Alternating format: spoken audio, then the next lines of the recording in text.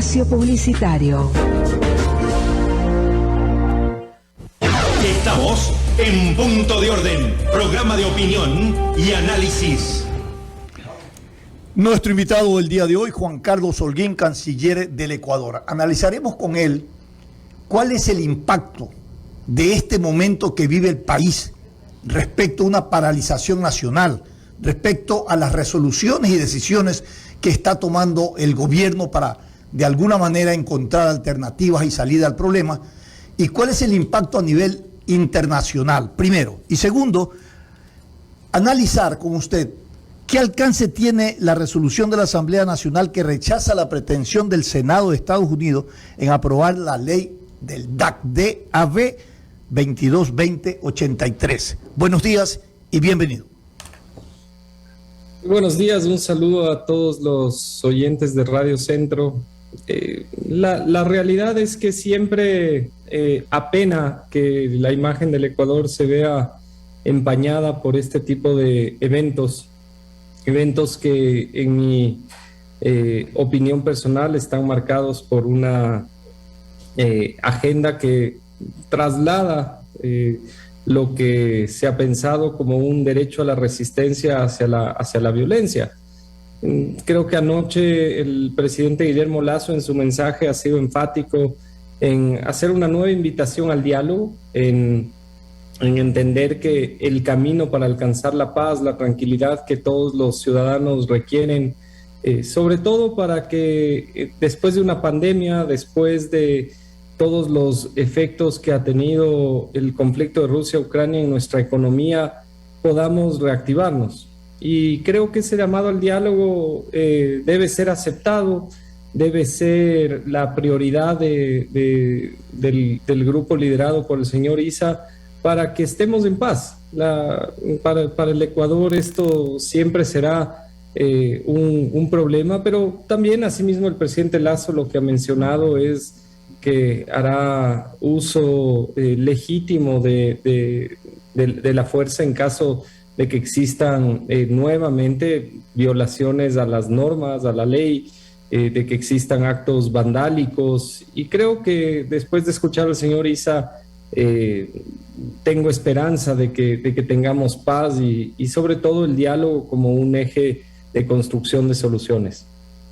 Fernando Aguayo lo saluda, canciller, gracias por estar con nosotros. Definitivamente el Ecuador que está en la búsqueda de inversiones, un país que tiene potencialidades y que puede tener un destino diferente al que vivimos, se encuentra con este tipo de eventos absolutamente destructivos, eventos en donde un grupo de dirigentes indígenas se toman el nombre de los ecuatorianos y dicen que nos están representando a los 17 millones de connacionales y que la forma es prácticamente aniquilar la producción, impedir la movilidad. Y no es así. Usted ha estado acompañando al presidente de la República en la Cumbre de las Américas en los Estados Unidos. Allá se habló de democracia, se busca la prosperidad. Estados Unidos mismo ha tenido iniciativas tan importantes, casi únicas, el hecho de generar y con el apoyo bipartidista una ley para establecer un fortalecimiento de las relaciones entre Ecuador y Estados Unidos. Un socio absolutamente natural para el Ecuador como Estados Unidos, con quien debíamos haber tenido ya un tratado de libre comercio que iniciamos las negociaciones por el año 2005 y que luego pues poco antes de terminar la negociación, que sí la firmaron Colombia y Perú, nosotros nos retiramos por temas estrictamente ideológicos. En estos momentos, canciller, ¿cómo aludir precisamente? Mire que entre los intermediarios se plantea para solucionar este problema actual a las Naciones Unidas. ¿De qué manera se va a trabajar ya desde la Cancillería, que es a quien le corresponde, para que de pronto sean las Naciones Unidas los que ayuden a destrabar esta relación absolutamente nefasta, ¿no? Que los indígenas están planteando con el país, como que que todos tenemos que paralizar el Ecuador? Por favor, quisiéramos saber cuáles son las medidas en ese sentido. Fernando, creo que lo que usted mencionó antes de esta entrevista debe ser analizado con profundidad. Aquellas amnistías entregadas que dieron hoy patente de corso para que se crea que cuando uno transgrede los derechos más básicos de convivencia en armonía no va a pasar nada. Y lo que la población en su mayoría necesita en este momento es paz para la reactivación, paz para poder trabajar. Y hay un gobierno que durante este primer año, por supuesto que no ha podido hacer todo, pero ha hecho mucho. El 24 de mayo pudimos escuchar al presidente de la República varios de los avances que hay en algunos puntos y por supuesto hay muchas necesidades todavía en la población, especialmente en la población más necesitada, que tienen que ser cubiertos. Pero nuestro criterio de administración pública y precisamente los objetivos de este gobierno eran que en este primer año había que hacer primero una atención inmediata al problema de la pandemia. El segundo, poner la casa en orden a nivel económico. Y esto tiene que ver con lo que le hemos propuesto al país, un país que tenga más inversión, un país que tenga una visión de más Ecuador en el mundo y más mundo en el Ecuador, que nos permita generar trabajo, que nos permita generar riqueza, puesto que eso es quizás el primer elemento para que nuestros ciudadanos puedan salir de la pobreza y puedan tener una oportunidad de estabilidad en nuestro país. Ese ha sido el trabajo en el que nos hemos enfocado, inclusive en la Cumbre de las Américas hace una semana, donde Ecuador tuvo una participación, no, para mí es difícil decirlo como canciller, pero puedo dar un balance personal y creo que fue exitosa.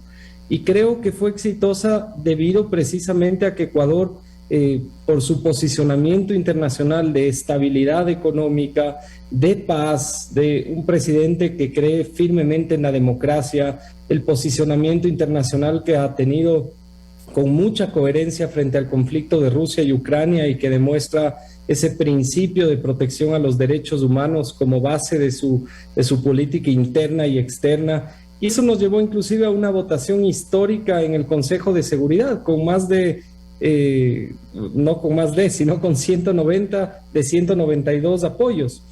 Y venir acá y tener en este momento un llamado a un paro indefinido sin querer diálogo, creo que es un harakiri para los ecuatorianos.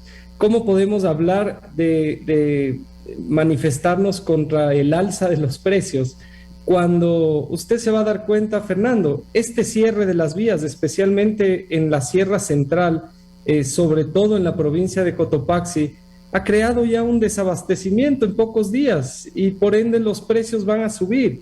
Y eso es lo que muchas veces con tranquilidad de análisis no se dan cuenta también las personas que por tratar de defender legítimamente algunos de los derechos de las personas más necesitadas, no se dan cuenta, decía yo, de los impactos que ellos mismos generan. De todas maneras, el presidente, y aquí para aclarar algo que usted menciona, no es que la otra parte ha buscado a Naciones Unidas. Naciones Unidas ha dispuesto el poder iniciar un proceso de mediación si es que las partes así lo quieren.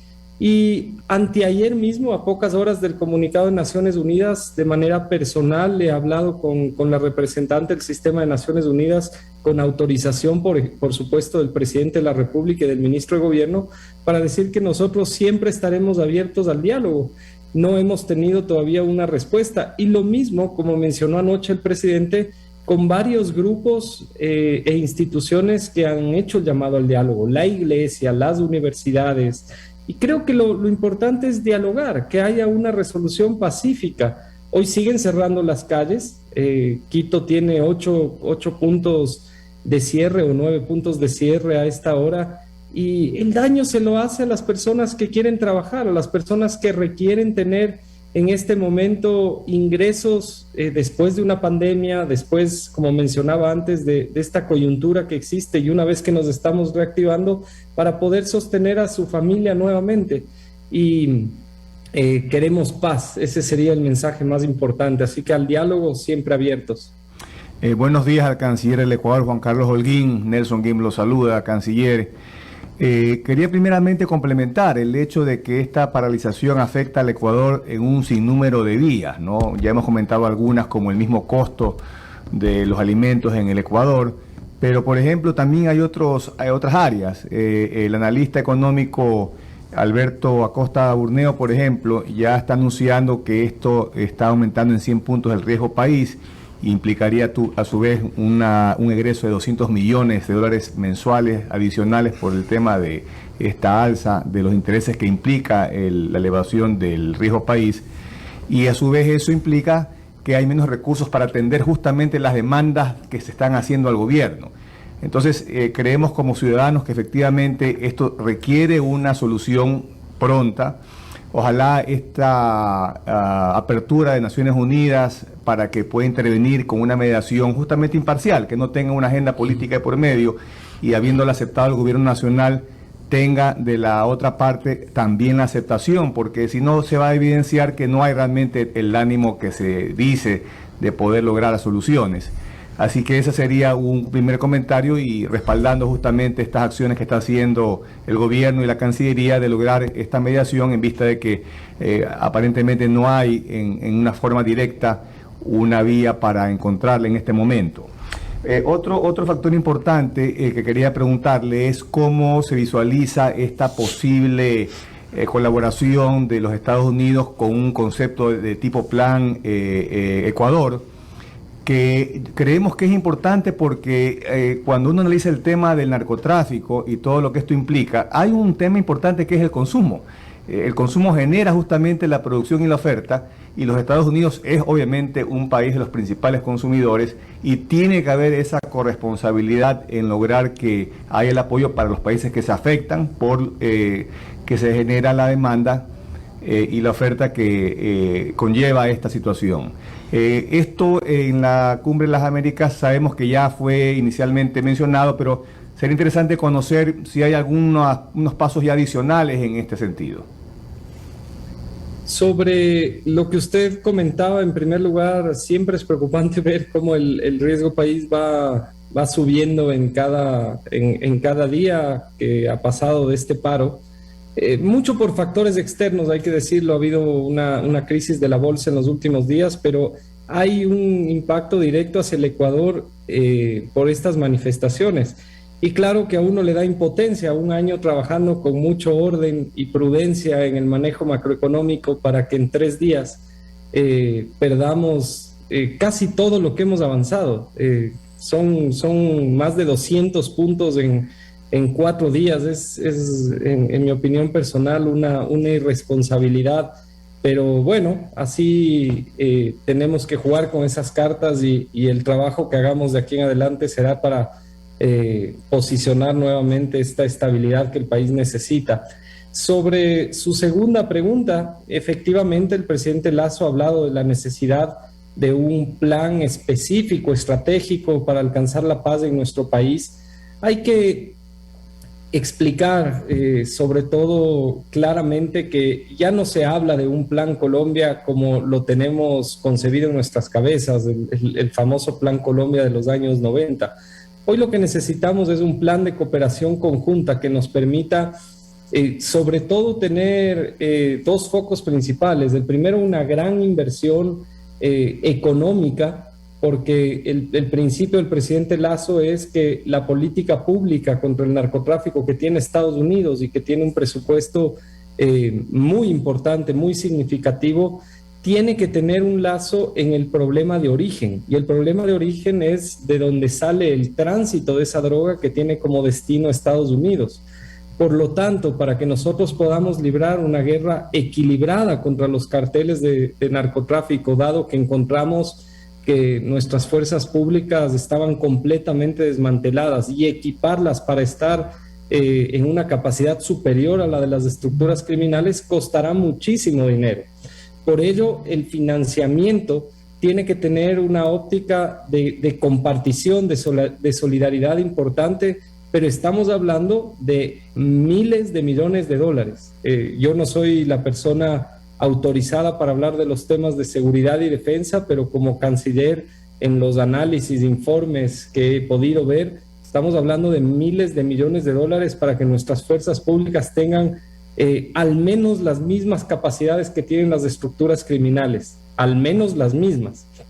Por el otro lado, un gran plan de desarrollo y de prevención, y por eso la reunión con Samantha Power de USAID en Los Ángeles fue extremadamente importante, porque se requiere recuperar la presencia que el Estado dejó en los últimos 15 años en los barrios más deprimidos, sobre todo de Esmeraldas, de Guayas, cercanos a los puertos, donde hay niños, hay jóvenes que son captados por estas estructuras criminales de narcotráfico, no solamente para funcionar como escudos o funcionar como cooperadores en las rutas de apertura hacia los puertos, sino también que se convierten en microtraficantes, y creo que esto es algo que tenemos que corregir con un mecanismo preventivo de desarrollo social muy importante.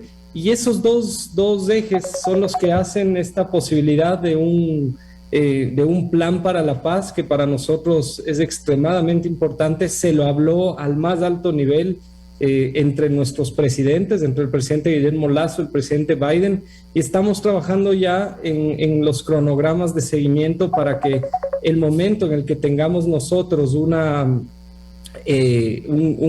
plan trabajado ya entre ambos equipos pueda ser analizado por el gobierno americano de manera inmediata. Canciller, usted ha sido prudente, escuché desde el primer momento cuando se hablaba del plan Colombia, usted decía hay que ponerle otro nombre, pero daba la impresión de que no había nada aún establecido ni estudiado. Por ahí se escucharon voces a nivel de medios de comunicación, debería haber un plan Ecuador similar al plan Colombia. Recordemos, ya usted lo dijo, el presidente Andrés Pastrana ya en las postrimerías de su gobierno implementó ese acuerdo con los Estados Unidos por el año 98-99. Pero hay que recordar, y más aún para hacerlo debido y no solamente lo que de pronto se propone en los medios de comunicación. El Plan Colombia le costó a Colombia alrededor de 85.000 millones de dólares, porque Estados Unidos lo que hizo es poner el 10% de ese costo.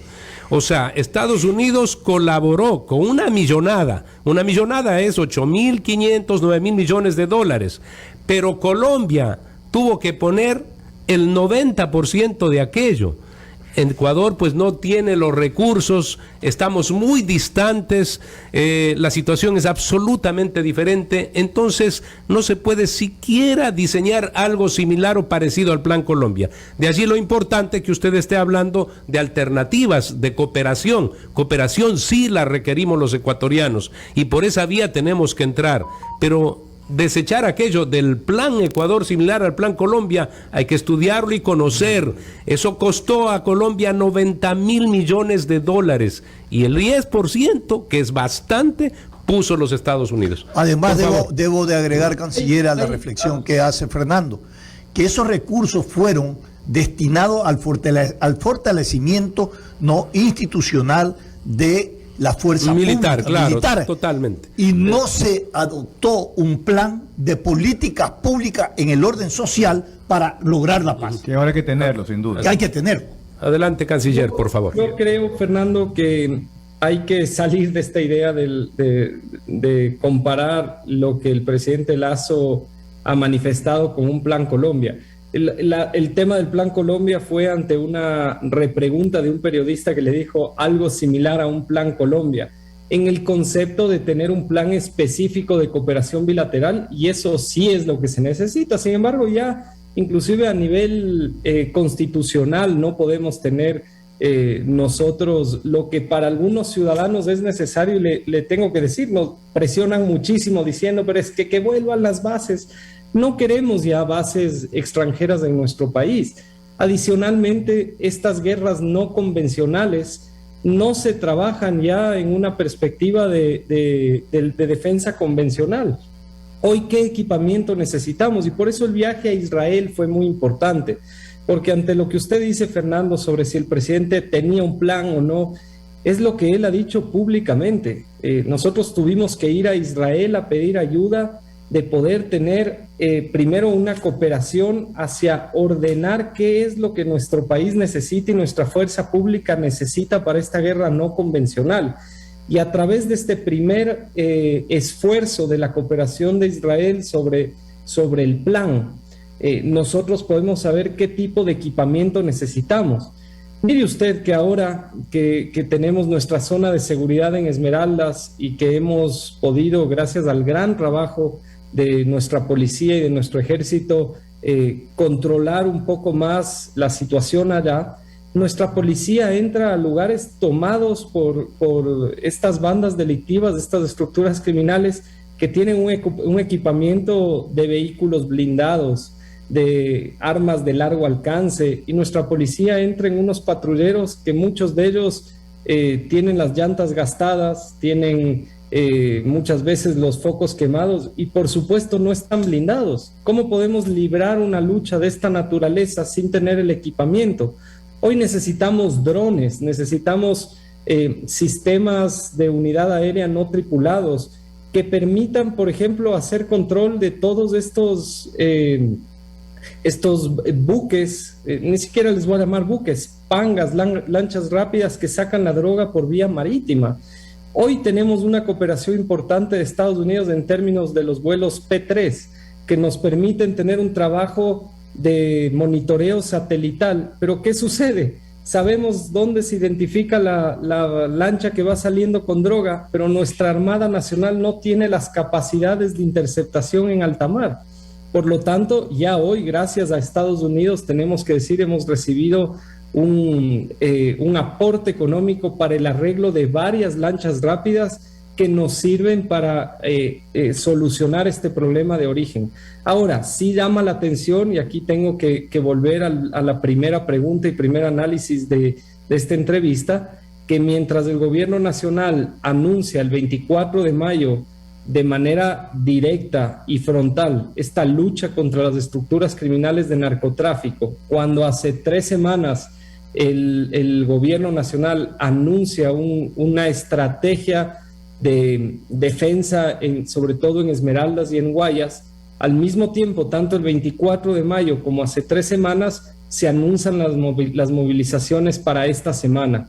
¿Y qué ha sucedido? En estos 2 días de manifestaciones hemos incautado 6 toneladas de droga, porque más allá de que tengamos distractores que busquen que nuestras Fuerzas Armadas se muevan de estas zonas de frontera y de rutas hacia pozos petroleros o hacia ciudades principales como Quito, Latacunga, Riobamba, Ibarra, para poner orden en una supuesta manifestación, se quiere dejar las rutas en frontera libres.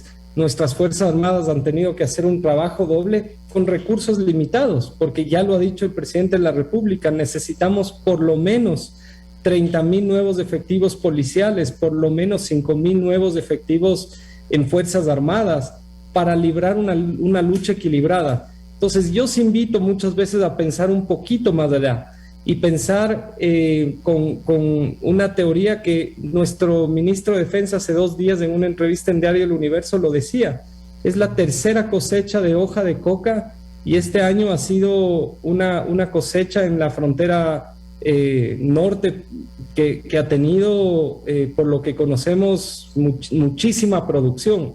Por lo tanto, estos distractores buscan que se abran rutas para sacar toda esa producción de hoja de coca. Y nosotros tenemos que saber que requerimos la unidad nacional para pelear esa batalla, que es para mí, en mi opinión personal, la que marcará el presente y el futuro del país. Estamos todavía a tiempo de vencer al narcotráfico, estamos a tiempo de vencer las estructuras criminales, y la política exterior, dentro de su eje de una diplomacia para la paz, está trabajando activamente para que esa sea una realidad. Muy bien, Canciller, queremos agradecerle su comparecencia a este programa y comprometerlo posteriormente para seguir analizando esta situación que realmente preocupa al país, y más que nada la política exterior, la política diplomática, porque es muy importante que en función de esa responsabilidad o competencia el país retome nuevamente el nivel de credibilidad y la visión que puedan tener desde afuera sobre el desarrollo y sostenibilidad político y económico de nuestro país. Gracias por haber estado con nosotros. Muchísimas gracias a ustedes. Un gusto, canciller. Vamos a ir con nuestros anunciantes, volvemos inmediatamente. Estamos en Punto de Orden, programa de opinión y análisis. NG Motor te lleva al concierto de Guns N' Roses el 8 de octubre en Lima, Perú, con todo pagado para ti y un acompañante. El premio incluye tickets aéreos, tickets al concierto, hospedaje.